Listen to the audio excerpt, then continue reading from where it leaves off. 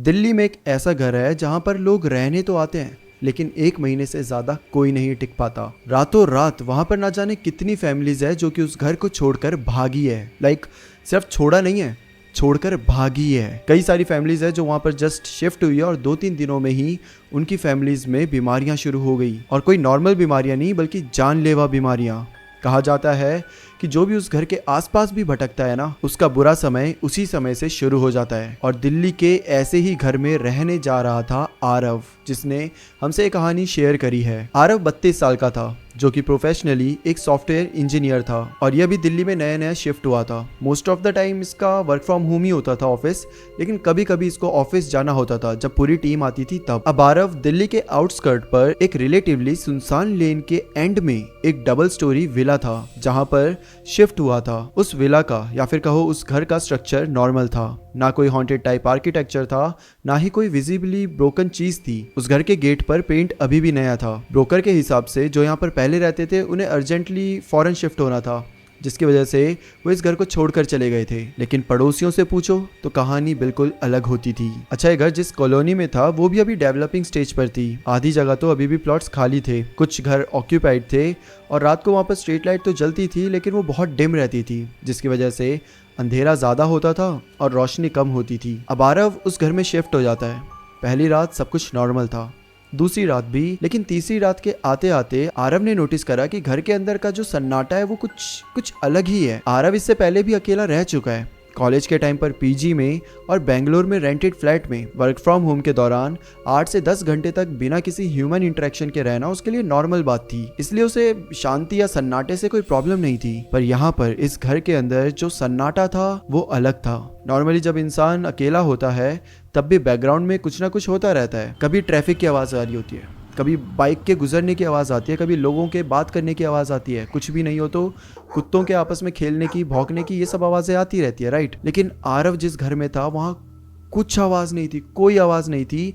In fact वहाँ पर जो घड़ी लगाई थी ना आरव ने, उसकी भी जो टिकिंग की साउंड थी वो भी इतनी लाउड आ रही थी कि एक एक सेकंड आरव को फील होता था। आरव ने एक और चीज़ नोटिस करी थी कि जब वो लिविंग रूम में बैठता था तो उसे नॉर्मल लगता था, पर जैसे ही वो बेडरूम में एंटर करता था, स्पेशली रात के बाद, तो जैसे वो बेडरूम में जाता था उसके कानों में हल्का सा प्रेशर फील होता था। मतलब ये प्रेशर कोई दर्द नहीं थी, कुछ नहीं। आप कभी पहाड़ गए हो तो जैसे जैसे आप पहाड़ में ऊपर की साइड जाते रहते हो ना, आपके कानों में एक प्रेशर सा फील होता है, सुनाई देना थोड़ा चेंज हो जाता है। ऐसा ही सेम आरव को फील होता था जब वो अपने बेडरूम में आता था। और अब ऐसे ही एक रात की बात है, 2 बजे के आसपास आरव ने अपने बेडरूम की लाइट्स ऑफ कर दी थी और वो बेड के ऊपर ऐसे सीधा बैठा हुआ था। उसका फोन साइलेंट था और फैन भी काफी स्लो स्पीड में घूम रहा था। रूम में अंधेरा था, सिर्फ खिड़कियां थोड़ी सी खुली हुई थी तो स्ट्रीट लाइट की हल्की सी रिफ्लेक्शन आ रही थी। आरव की नजर ऑटोमेटिकली उसके बेडरूम की साइड वॉल पर जाकर रुक जाती है और उसने अपनी दीवार पर एक लंबी सी लाइन देखी, एक लंबी सी दरार जो कि पहले वहां पर नहीं थी। और ये दरार नॉर्मल एक ऐसी लाइन नहीं थी, बल्कि ऐसे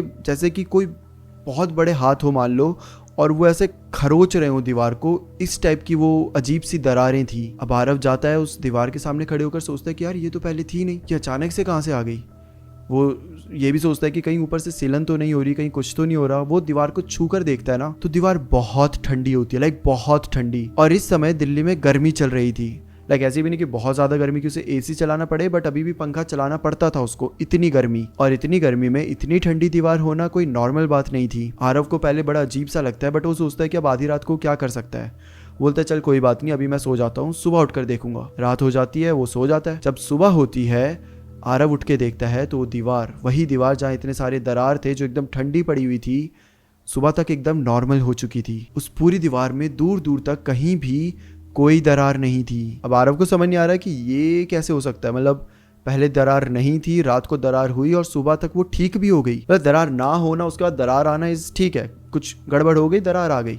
लेकिन अब दरार आने के बाद वो गायब हो जाना और फिर से एकदम सब कुछ स्मूथ हो जाना, प्लास्टर एकदम सही होना, वो सब that was not normal, right. Aarav जाके वापस से दीवार को छूता है तो दीवार अभी भी ठंडी थी, बहुत ठंडी। आरव बाकी सारी दीवारों को छू के देखता है, आगे पीछे हर जगह सब नॉर्मल थी, लेकिन वो दीवार, स्पेशली वो दीवार बहुत ठंडी थी। अब आरव पहले तो काफी सोचता है, वो यूट्यूब में सर्च भी करता है कि आखिर ऐसा क्यों हो रहा है, लेकिन उसे कोई खास कुछ चीज मिल नहीं पाती। और इसके बाद वो इस चीज को एक ओवर थिंकिंग बोलकर इग्नोर कर देता है। मतलब एक तरीके से वो बस इस चीज के ऊपर ध्यान नहीं देना चाहता था और इसे इग्नोर करके वो अपनी डेली रूटीन में लग जाता है। अच्छा, आरव के घर के ऊपर एक छोटा सा एटिक भी था, जिसे एंट्रेंस स्टेयरकेस के एंड पर एक वुडन ट्रैपडोर जैसा स्ट्रक्चर जिसमें छोटा सा मेटल लॉक लगा हुआ था। डीलर ने बताया था कि उसमें पुराने ओनर का सामान रखा हुआ था और आरव को अगर उसको यूज करना है तो वो एरिया को क्लीन करके उसे यूज कर सकता है। बट आरव सिंगल था और उसको इतना ज्यादा कोई उसके पास सामान भी नहीं था कि उसको वो रूम को यूज करने की जरूरत पड़े, इसलिए वो उस एरिया में जाता ही नहीं था। और अगली रात एग्जैक्टली 3:04 पर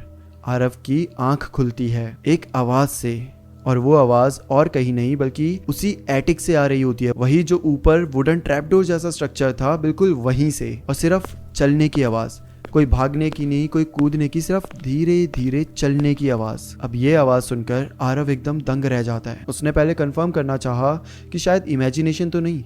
वो बेड पर सीधा बैठकर सुनने लगा। अगेन वो आवाज आरव को क्लियरली सुनाई दे रही थी। अब आरव डर भी गया कि लाइक इतनी रात को वो अकेला रहता है और उसको ऊपर से ये आवाज सुनाई दे रही है, आखिर इतनी रात को ऊपर कौन आया होगा। लेकिन कुछ सेकंड बाद आरव अपने बेड से धीरे से उतरता है। फ्लोर हल्का सा ठंडा फील हो रहा था। हर स्टेप कॉन्शियसली रखते हुए आरव बेडरूम के बाहर आता है और अपनी सीढ़ियों के पास जाकर रुक जाता है। अब आरव रुकता इसलिए क्योंकि जैसे वो स्टेयरकेस के अपनी सीढ़ियों के पास पहुंचता है, ऊपर से आ रही आवाज एकदम से रुक जाती है। अब आरव सोचता है कि यार एक बार ऊपर जाकर देख ही लेता हूँ, क्योंकि अगर मैंने इग्नोर करा तो मेरा माइंड ना खुद ही वर्स्ट केस सिनेरियो बना लेगा, तो बेस्ट है कि मैं ऊपर जाकर देख लूँ। आरव धीरे धीरे सीढ़ियाँ चढ़ता है और फिर सीढ़ियाँ चढ़ते चढ़ते वो फाइनली वहां पर आ जाता है जहाँ पे उसे वो आवाज आ रही थी। और वो एटिक का जो दरवाजा होता है उसे ऐसे अपने कान लगाता है। आरव को अब कोई आवाज नहीं आ रही, अंदर से कंप्लीट साइलेंस था। अब आरव सोचता है कि एक बार वो अंदर जाकर देख ही ले, लेकिन जो दरवाजा था उसके ऊपर ताला लगा हुआ था और उसकी चाबी कहाँ रखी थी वो आरव को याद नहीं था। उसका मन मान तो नहीं रहा था,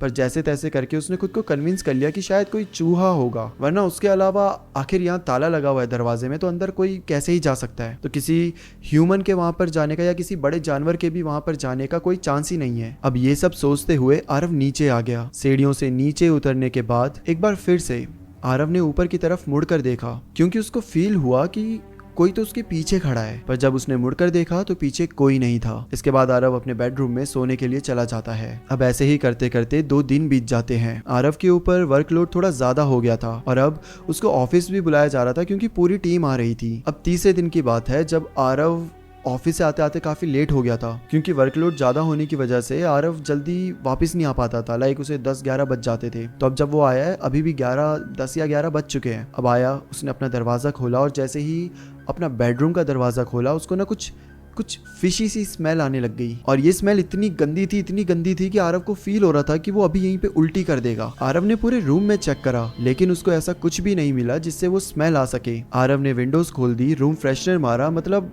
बस किसी भी तरीके से वो स्मेल से छुटकारा पाना चाहता था, पर वो स्मेल वहां से जा ही नहीं रही थी। आरव भी एंड में हार मानकर सोने चला जाता है। अच्छा, ये स्मेल आरव को सिर्फ रात में आती है। अच्छा, यहाँ से एक अजीब सा रूटीन सा भी स्टार्ट हो गया था जब से स्मेल आने लगी थी ना, तब से कि आरव जब भी रात को आता तो उसे वो स्मेल आती रहती, लेकिन जैसे ही सुबह हो जाती वो स्मेल खुद ब खुद गायब हो जाती। और फिर आरव जब वापस रात को आता तो उसे वापस से वो स्मेल आने लग जाती। उसे समझ नहीं आता था कि सिर्फ ये स्मेल रात को ही क्यों आती है। बट जैसा कि मैंने बताया कि आरव का इस समय काम का भी स्ट्रेस बढ़ता जा रहा था और इसी स्ट्रेस के चक्कर में आरव ने ये जो स्मेल आ रही थी, ये सब हो रहा था, इन सारी चीजों पर ज्यादा फोकस ही नहीं करा। और ऐसे ही एक दिन वो ऑफिस से आया और वॉशरूम में अपना फेस वॉश करने गया। अब आरव ऐसे फेस वॉश कर रहा है और जैसे ही उसने ऐसे शीशे में देखा ना, उसको जस्ट पीछे कोई खड़ा हुआ दिखा, किसी की रिफ्लेक्शन। 2 मिनट के लिए तो खुद ही दंग रह गया और जब उसने पीछे मुड़कर देखा तो पीछे कोई भी नहीं था। आरव ने सोचा शायद वो हेलुसिनेट कर रहा है। उसके फेस पे अभी भी साबुन लगा हुआ था और उसने वापस से फेस धोया और उसकी नजर एकदम से खुद की रिफ्लेक्शन पे रुकी, क्योंकि उसको ऐसा लग रहा था कि उसकी मिरर में उसी की रिफ्लेक्शन 1-2 सेकंड लेट हो रही है। लाइक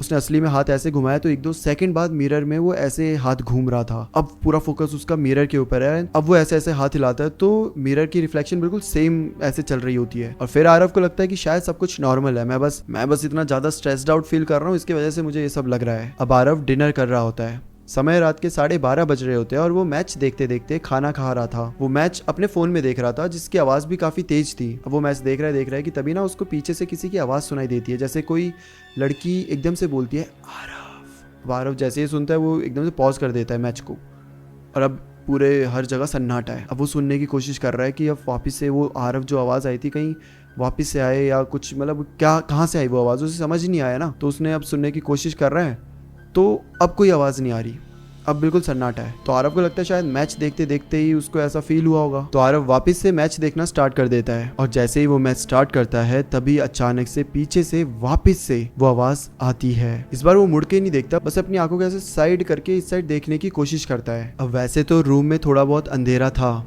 लेकिन कभी कभी होता है ना कि अंधेरे में भी कोई खड़ा हो तो आपको कभी ना कभी वो दिख जाता है। वैसे ही आरव को भी क्लियरली दिख रहा था कि बगल में कोई ह्यूमन फिगर जैसा खड़ा है। इस पॉइंट पे आरव की बॉडी पूरी तरीके से फ्रीज हो गई थी, लाइक उसे समझ ही नहीं आ रहा था कि वो क्या करे। अब आरव एकदम यहाँ बैठा हुआ है, लाइक उसे समझ तो आ नहीं रहा, तो वो बस ऐसे ऐसे सोच रहा है क्या करूँ, और एकदम से सटैक करके मुंडी घुमा के देखता है, और जैसे वो अपना सर इस साइड करता है, इस साइड कोई भी नहीं होता, बिल्कुल पूरा रूम खाली था। और ये वो पॉइंट होता है जहाँ आरव समझ जाता है कि इस घर में वो अकेला नहीं रह रहा। आरव तुरंत अपनी प्लेट उठाता है, भागते हुए जाता है, सिंक में रखता है और वापस भागते हुए बेडरूम की तरफ आ ही रहा होता है कि तभी उसकी नज़र पड़ती है सीढ़ियों पर, वही सीढ़ियाँ जो ऊपर जाकर उस एटिक की तरफ जा रही थी। और जब उसकी सीढ़ियों पर नज़र पड़ती है तो 2 मिनट के लिए तो आरव ऐसे समझो कि बेहोश ही होने वाला था, उसकी ऐसी हालत हो जाती है, क्योंकि वो देखता है कि उन सीढ़ियों पर एक लड़की क्लियरली आरव को दिखाई देती है, जो कि सीढ़ियों पे चढ़ते हुए ऊपर की तरफ जा रही थी। आरव की हार्ट बीट इतनी तेज हो गई थी कि उसे फील हो रहा था कि अभी वो दिल पूरा शरीर फाड़ के बाहर आ जाएगा। अब यहाँ पे आरव को क्लियर हो चुका था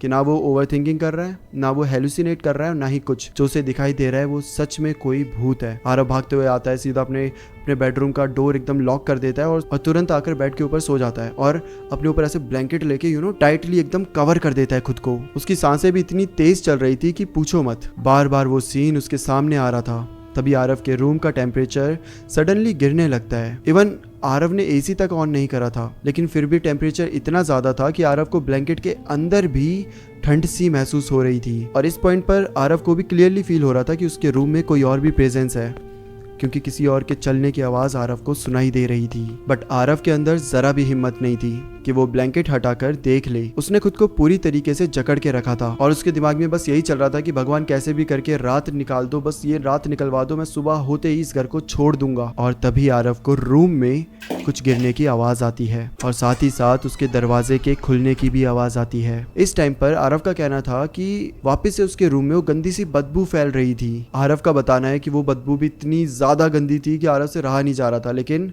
उस बदबू के अलावा वहाँ पे जो आवाज़ें आ रही थी ना, वो आरव को सोचने ही नहीं दे रही थी। वो चलने की आवाज़ तो आ ही रही थी, साथ में अब वो आवाज़ वापस आने लगी थी। कोई लड़की आरव का नाम लेकर उसको बुला रही थी। आरव को क्लियरली फील हो रहा था कि उसके जस्ट बगल में कोई तो खड़ा है जो कि आरव को ही देख रहा है। और इतनी सारी चीज़ें जब आरव के साथ होने लगी तो आरव वहीं पर बेहोश हो जाता है। उसके बाद क्या हुआ आरव को कोई आइडिया नहीं।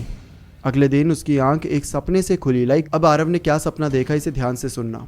आरव ने सपना देखा कि आरव ना किचन में काम कर रहा है एंड उसको किसी की आवाज़ सुनाई दी। तो आरव को जब आवाज़ सुनाई दी तो उसने पीछे मुड़कर देखा। जब उसने पीछे मुड़कर देखा तो एक औरत होती है जो कि ऐसे आरव की तरफ बिना देखे बस सीधा सीधा जा रही है। आरव उस औरत का पीछा करने लग जाता है। तो औरत किचन से सीधा हॉल से फिर उसके बाद उस बेडरूम के अंदर चली जाती है। उसके पीछे पीछे आरव भी जा रहा है बेडरूम के अंदर। एंड देन जब वो बेडरूम के अंदर घुस के देखता है तो देखता है जो औरत होती है वो बेडरूम का जो पंखा होता है उसी में फंदा बनाकर लटक गई होती है। और जैसे आरव ये देखता है, आरव के अचानक से आंख खुलती है, और जैसे आंख खुलती है आरव देखता है तो सुबह हो गई होती है। वो अपने बेड में सोया हुआ है, बेड पूरा गीला हो चुका है। उसे इतना पसीना आया हुआ था ना कि उसने तकिया पकड़ के रखा था, जो कंबल भी ओढ़ के रखा था, तो उससे और पसीना आया होगा। तो सब तकिया, कंबल, बेडशीट सब कुछ गीली हो चुकी थी। अब आरव झटके से अपने बेड पे बैठ जाता है। बेड पे बैठे बैठे वो उस सपने को याद कर रहा था और तभी उसे रात वाला सारा सीन याद आता है। तब आरव के दिमाग में एक चीज आती है कि क्यों ना वो उस एटिक को खोल कर देखे जो इतने दिन से बंद पड़ा था। वैसे भी अभी सुबह का समय है तो आरव को अब इतना ज्यादा डर नहीं लग रहा। अब आरव जल्दी से उठता है और उस एटिक की जो चाबी थी उसको ढूंढने लग जाता है, और जब वो चाबी आरव को मिल जाती है तो चाबी लेकर जाता है एंड देन उस एटिक का दरवाजे का जो लॉक होता है उसे खोल देता है। और जैसे ही वो उस दरवाजे को खोलता है, जो सबसे पहली चीज आरव को दिखती है ना, उसे देखते ही आरव अंदर भी नहीं जाता, तुरंत दरवाजे को बंद करता है, लॉक करता है और वहां से चला जाता है। दरअसल दरवाज़ा खोलते ही आरव को एक साड़ी दिखी थी जो कि पड़ी हुई थी, और ये वही साड़ी थी जो आरव के सपने में वो जब औरत आई थी तो उसने जो साड़ी पहनी थी, ये वही साड़ी थी। आरव समझ जाता है कि अब यहाँ रुकना उसके लिए सही नहीं है। वो तुरंत अपने दोस्त को कॉल करता है और कहता है कि यार मुझे थोड़े दिन के लिए रुकने के लिए तेरी जगह चाहिए, मैं बस जब तक घर नहीं मिलता तब तक तेरे साथ रह सकता हूँ क्या। उसका दोस्त भी उसे बोलता है कि पागल है क्या, तू आजा सीधा, इतना पूछ क्या रहा है। और फिर आरव अपना सामान लेकर अपने दोस्त के यहाँ रहने चला जाता है। अब आरव कैब में बैठ चुका है, कैब ऑलमोस्ट कॉलोनी से जा ही रही है कि तभी ना आरव को फील होता है कि एक बार मुड़कर घर की तरफ देखे। और जब वो घर की तरफ मुड़कर देखता है तो उसे उस घर की बालकनी में वही औरत दिखाई देती है जो कि बालकनी में खड़े होकर आरव को ही देख रही थी। वेल आरव अपने दोस्त के घर पहुंचता है, दोस्त को सारी बात बताता है। पहले तो दोस्त मानता नहीं, लेकिन दोस्त को पता था कि आरव कितना प्रैक्टिकल इंसान है और ऐसी चीजों को लेकर वो झूठ तो नहीं बोलेगा, तो दोस्त भी मान जाता है। अब इन दोनों के अंदर ना एक अजीब सा क्यूरियोसिटी होती है कि यार आखिर स्टोरी क्या है, कौन थी वो औरत, क्यों थी वो औरत और क्या स्टोरी है उस घर की। अब ये जानने के लिए आरव अपने ब्रोकर को कॉल करता है जिसने उसे ये घर दिलवाया था, डीलर जो था। अब डीलर पहले तो बोलता है सर ऐसा कुछ नहीं है सर, आपको ऐसे ही फालतू में वहम हो रहा है ये वो करके, लेकिन आरव ना उसे थोड़ा सा धमकाता है, मतलब थोड़ा टेढ़ी तरीके से बात करता है। बोलता है कि ठीक है, अगर तुम ऐसा बोल रहे हो तो मैं तुम्हारी बात मानता हूँ, लेकिन मैंने ना बहुत कुछ वहाँ मेंटली हैरेस मेरे साथ हुआ है, और तुमने तो ये बोल के बेचा था, तुमने तो एक झूठ बोल के बेचा था कि जिसका वो घर है वो तो फॉरेन शिफ्ट हो गए, ये वो, तो मैं पुलिस में कंप्लेंट कर दूंगा कि तुम ऐसा ऐसा बोलकर एक हॉन्टेड जगह में लोगों को ठहरा रहे हो और फिर उनके साथ जो कुछ भी हो रहा है भाई वो तुम्हारी जिम्मेदारी है। अब मैं पुलिस कंप्लेंट करूंगा तो उसके आगे तुम देख लेना, जो तुम्हें लगता है सच वो जाके बोल देना। अब यहाँ पर ब्रोकर की थोड़ी सी तो फटती है, मतलब वो बोलता है यार पुलिस के चक्कर काटने पड़ेंगे फालतू में ये वो, तो बोलता है अच्छा सर आप प्लीज बुरा मत मानिए, मैं आपको सब सच बताता हूँ। फिर आरव पूछता है कि बताओ भाई क्या सीन है इस घर का, क्या है वो पूरी स्टोरी बताओ हमें। और फिर वो ब्रोकर बताता है कि जिसका एक घर था, जो इस घर का मालिक था, उसकी बीवी ने यहीं पर इसी बेडरूम में खुद की जान ले ली थी, जिसके बाद उसकी बॉडी को कई दिनों तक, कई महीनों तक ऊपर जो एटिक था ना उसमें छुपाया गया था। उसके बाद बताया जाता है कि नेबर्स को बहुत गंदी स्मेल आती थी इस पूरे घर से, तो उन्होंने एक दो बार इग्नोर करा, बट तीसरे दिन उन्होंने पुलिस को बुला लिया। पुलिस आई, उन्होंने हर जगह छानबीन करी एंड देन उनको उस औरत की बॉडी मिली थी। तब तक वो जो ओनर था वो घर वर सब छोड़कर फॉरेन शिफ्ट हो गया था। एंड गेस व्हाट, वो ओनर का कुछ लेना देना ही नहीं था इस घर से, मतलब वो चला गया, उसने अपने सिम में हटाई, वो इंडिया से उसका कुछ लेना देना ही नहीं है, लेकिन ये पूरा घर तो अब खाली था। तो जो ओनर का दोस्त था वो ये ब्रोकर था। तो अब ये जो ब्रोकर था ये क्या करता था, ये ओनर से इसका लेना देना नहीं था क्योंकि उसने तो हर सबको ब्लॉक करके खत्म कर दी थी बातचीत। तो ये दोस्त क्या करता था कि ओनर का जो ये पूरा घर था ना, अब ओनर चला गया, मतलब उसका दोस्त तो था लेकिन अब बातचीत पूरी खत्म हो गई थी। वो ओनर वहाँ जाके किसी की बात वापस तो आने से रहा, क्योंकि वापस आएगा तो गिरफ्तार होगा, तो वो वापस तो आने से रहा।